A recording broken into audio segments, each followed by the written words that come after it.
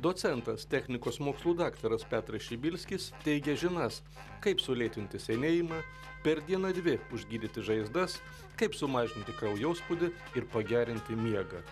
Jis yra gyvojo ir negyvojo, kitaip tariant, jonizuoto vandens specialistas. Ir dabar docentas papasakos, kaip prieš 27 metus tas vanduo buvo atrastas. Aktyvuotas vanduo buvo išrastas kažkur 1977-8 metais Taškento moksliniame dujų tyrimo institute. Tada mokslininkų grupė buvo uždavinys pastatytas surasti naują sudėtį emulsijos, kuri pilama į apspaudimo vamzdžius, darant gręžinius, ieškant naftos ir dujų. Kadangi gręžinius jie darė labai karštose vietose, kažkur Turkmėnėje tada vasarą, tai padarė specialų generatorių, didelį indą, pridarė to vandens 100 litrų statinės, pripylė, jogi daug reikia. Darbininkai pradėjo praustis tuo vandenį, atėjo pietauti. Žiūri, kad užgyja visokie įbrėžimai, sumušimai, ten žaizdos, kai kam net egzema išnyko, kai kas aplamai murktelėdavo į tą baką visas. Tada susidomėjo instituto mokslininkai, pradėjo žiūrėti, kas šit gavos per dalykas. Į technologijas nesigilinsime. Su technikos mokslų daktaru iškart kalbame apie rezultatą. Pasakykit man, kada jūs paskutinį kartą sirgot gripu, slogą, o jeigu ir susirgot, per kiek išsigydėt? Tai kad, kai dėl gripo, tai nelabai mes su žmona atsimenam. Jeigu tik prasideda, tuoj pat negyvo vandens skalaujam nosį gerklę. Užtenka praskalauti? Viskas ir paskiau dar gyvoje atsigeri dėl stimuliacijos. O kai sloga, tai dažnai pasigauni. Tai parėjau, įpyliau vandens negyvoje, idealną va šitai padariau.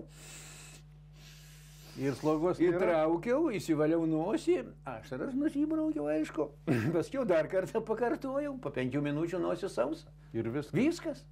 Kitas dalykas, labai konkretus ir paprastas. Čia be jokių... Ar tiesos yra, kad ganėtinai rimta liga, skrandžio opa, esat kažkurio iš tų savo knygelių parašęs, kad per savaitę galima? Tai atsiprašau už mano galbūt įžulumą, bet aš skrandžio opas nelaikau už ligą. Kol nebuvo gaminami aparatai Lietuvoje, kol žmonės neturėjo aparatų, jie atvažiuodavo pas mane čia į mano virtuvėlę, aš tą vandenį darydavau. Tai šimtai yra atvejų jau mano praktikoje, kada tą opą per savaitę laisvai išgydo. Net netiki, kai negali būtent būti. Su negyvuoju ar čia? Gyvuoju. Čia gyvuoju. Valandą prieš valgant stiklinė gyvojo vandens. Kodėl gyvasis? Pagal jo savybės. Taip. Docento Petro Šibilskio knygos apie stebuklingą vandenį daugybę kalbų išleistos. Juose ne tik mūsų bėdų gydymo metodika, bet ir labai paprasti, suprantami žodžiai. Atrodo, kiekvienas tą stebuklingą vandenį galėtume namie pasigaminti. Ir žinau, kad jums skambina į namus ir klausia. O tada jūs jų klausėt irgi. Ko klausėt? Aš klausiu, daug ko klausiu. Taip, tas žmogus, kuris nusimano elektriko, jis nieko čia sudėtingo nėra. Pasidarė paprasčiausia srovės lygintuvą, padarė indą, parinko tą pertvarą, na ir prašau, vyksta elektrolizė. Bet čia kalba eina apie vandens koncentraciją, apie stiprumą, kiek tas pH, kaip jį nustatyti. Ir aš tada klausiu, koks tavo indas, kiek talpos, ten litras, 2, 10 litrų. Nu šitą jis dar atsakys. Taip atsakys, koks nuotolis tarp elektrodų.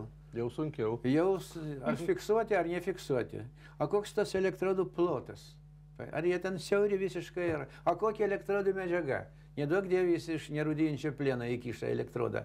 Jau blogai? Būtent, taigi nerūdijantis plienas, pliusas, pavyzdžiui, jis vandenyje irsta elektrolizės metu ir į vandenį patenka visi ingredientai. Metalas? Reikėtų tada jau švaraus, bent jau švaraus grafito. Aha, reiškia, ne kiekvienas tai gali. Taip. Yra dar viena mūsų žiūrovus gan dažnai kankinanti liga kraujo spaudimas. Ar padeda? Juoko reikalas čia visiškai. Sakot? Taip. Čia kasdieninis.